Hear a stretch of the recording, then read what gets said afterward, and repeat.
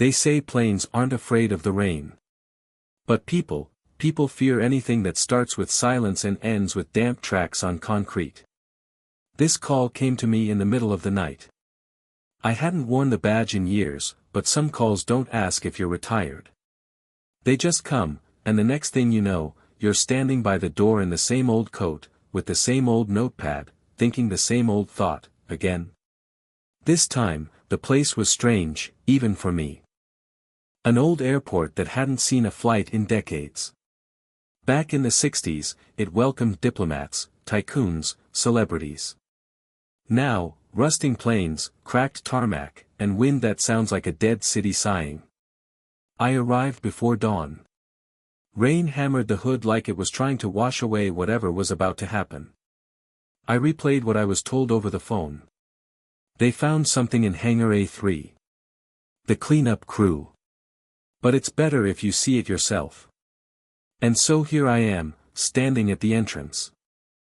The keys still fit the old metal door, but the lock opened like it really didn't want to. The hangar greeted me with the smell of rust and wet, rotting boxes. Gray mist spilled through the shattered windows, settling over the skeletal remains of dismantled planes. But my eyes landed elsewhere. On the concrete, a single tire track. Wide. Like one from a heavy baggage cart. Perfectly straight. But, it didn't start anywhere. And it didn't end. I followed it. The rain from the roof started hitting my back when I saw it. At the far end of the hangar, where VIP planes used to sit, there was a chair. Old. Black leather. And on it, a notebook. I walked up slowly.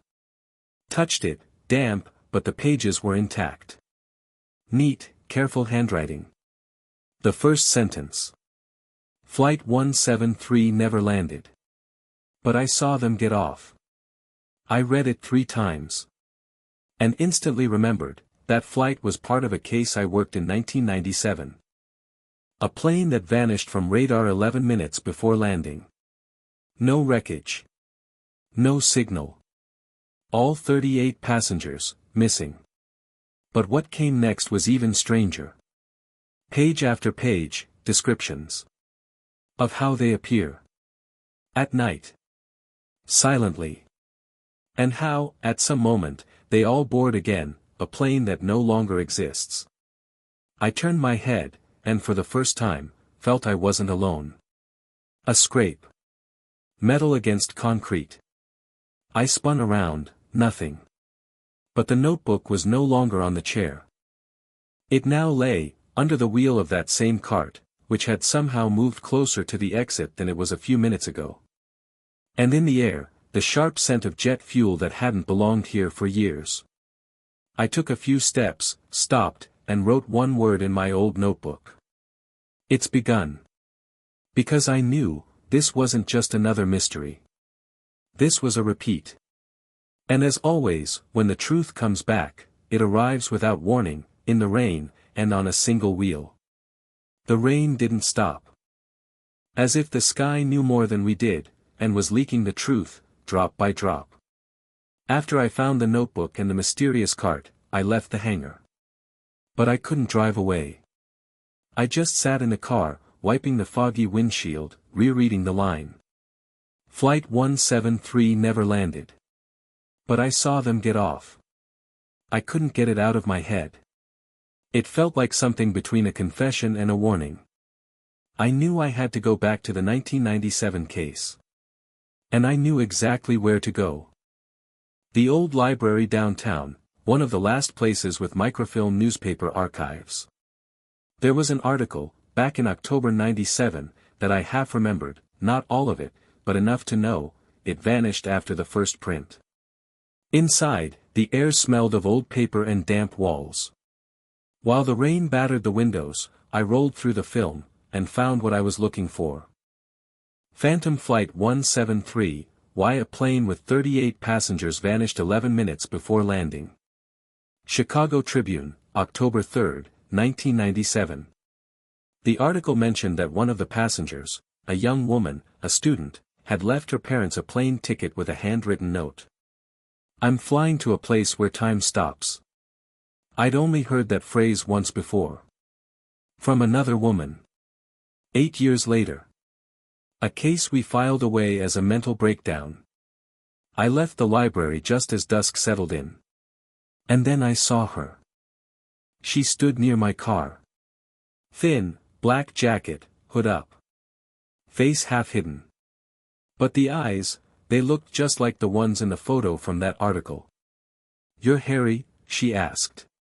Her voice was calm, but it crackled, like an old vinyl record. "Depends who's asking. You found the notebook, didn't you?" I froze. "Come with me," she said, not waiting for an answer. "There's something I need to show you." We got into the car. I didn't ask how she knew. The rain tapped its rhythm on the roof, like time ticking backward. We drove to a small hotel near the train station. She led me to a room, opened an old suitcase. Inside, a stack of plane tickets. All for Flight 173. All with different dates. All, non-existent. "I collect them. They keep showing up," she said. "In mailboxes, in second-hand books, even stuck to windshields." "And what does that mean?" "It means the flight is still in the air. But someone's always trying to get off." I looked at her, and felt like I was standing on the edge of a rooftop. One more step, and there's no coming back. "What's your name?" I finally asked. "Lena. My sister was on that flight." She pulled out a yellowed clipping, the same article I'd just read in the archive. But her version had an extra sentence, one that had vanished from the printed copy. "The last person to see the plane in the sky was a technician in a control tower. He swore the windows were fogged, and it felt like someone was watching from inside." I sat down. And suddenly remembered one more detail. In 2004, there was that case. The man who kept drawing faces in airplane windows. "I know," she said. "All the sketches disappeared. But I kept one." She handed me a sheet. A face. A woman's. But the thing that hit like a jolt, the eyes. I'd seen them in the hangar. Felt them when the notebook vanished. This wasn't just Lena's sister. It was something watching, from the other side. And the rain seemed to know it too. Because it didn't stop. It only found its rhythm. Like a landing that was never meant to happen. Or one that did, just not here. Every case has a limit. A point where the truth is no longer in the documents, it lives in the silence that follows the thunder. Lena and I headed to the archive late at night. The rain hadn't stopped. Now it was joined by a storm, not the violent kind, but one that feels like it's breathing. Lightning without thunder. Light that flickers in and out, like memories you didn't ask to remember. The archive was beneath the old administrative terminal of the airport. It wasn't connected to any network. Everything was on paper, on microfilm. Only one man had the key, Mason, a former air traffic controller. I'd known him since the 80s. He was a bit odd back then. Now he felt like a ghost of the place. He met us without a word, just nodded. When I said, "Flight 173, he froze. Then slowly walked over to a safe. "You sure you want to see this?" he asked. "Because I've seen it. And I wouldn't recommend it." He pulled out an old cassette. Written in marker. Radio. Night. October 2nd, 1997. We sat in a small room underground. The walls hummed with the storm. I pressed play. Static. Crackling noise. Then, a voice.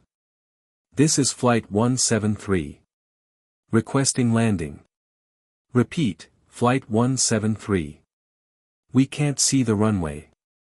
The lights are fading. But the passengers, they're all smiling." Then, silence. And another voice. "This is the tower. You're not visible. You've dropped off radar. Repeat, who is your captain? And then, the reply that made my fists clench. Captain Wilkes. But he died, in 81. I hit stop. Looked at Lena. She was pale. But silent. And then, in the dim glow of that room, she spoke. I have another ticket. What? She pulled a small piece of paper from her pocket. A ticket for Flight 173. The date, tomorrow. I stepped out of the room. Mason stood in the hallway, holding an old folder. You need to see this, Harry. Inside, a radar printout. Dated the previous night. On it, a single blip. It had appeared over the southern runway sector. And then, vanished. No flights were scheduled then.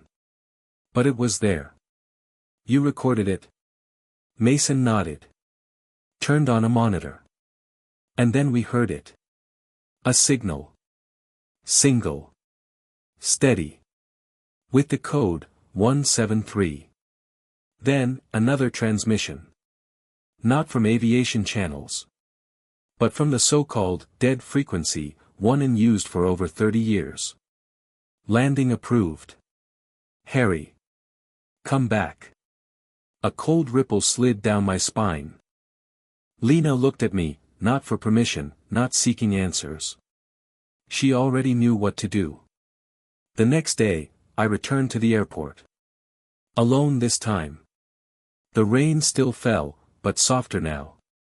As if everything had already been decided. In the hangar stood a silhouette. I approached.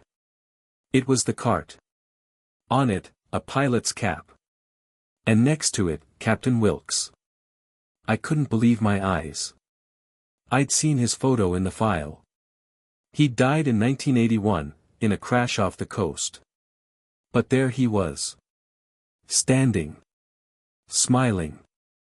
Harry, he said. It's time. Whose time? Theirs. But without you, they can't complete the flight. I looked at him. Then, up. And there, through the lightning, I saw the silhouette of a plane. No sound. No lights. But it was descending. I didn't board. But I know, the flight landed. And among the passengers, there was one empty seat. For the one who might one day return.